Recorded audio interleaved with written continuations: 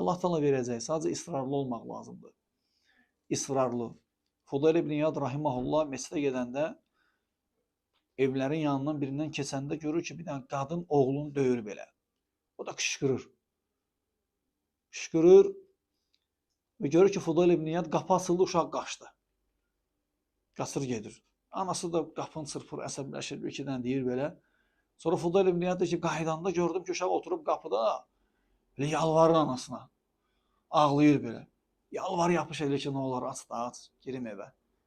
Bağışla məni. Fudayl ibn İyad deyir ki, gördüm ki, anası açdı qapını, onu rəhm elədi, saldı içəri.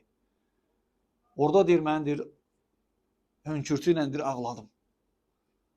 O mənə deyir, təsir elədi ki, vallahi insan Allahdan ehtiyacını israrla istəsə, Allah ona istədiyini verəcək.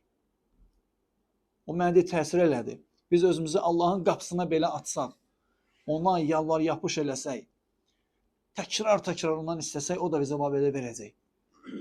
Peyğəmbər sallallahu aleyhi ve sellem hədisədir ki, İnnəllâhe yuhibbu el-mulihhinə fid-dua. Allah duada mulihhin, yəni istədiyini təkrar dilə gətirən nə sevir? Ya Rab, filan şey, məscid, evlənmək istəyən evlənməyini, borcunu vermək istəyən borcunu, sıxıntısını aradan qaldırmaq istəyən sıxıntısını təkrar dilə gətirir və vallahi elə kəsə deyir ki, eşidir onu, İnnəni məəkumə əsmə'u və ara. Allah Teala deyir ki, Musa ilə qardaşı Harundan, qorxmayın, mən sizinləyəm, əsmə'u, eşidirəm və ara, sizi görürəm. Sən elədiyin duaları Allah eşidir. O bilir ki, sən ondan nə istəyirsən və istədiyini üçün istəyirsən. O bilir onu, eşidir, verəcək. Sadəcə israrlı olmaq lazımdır.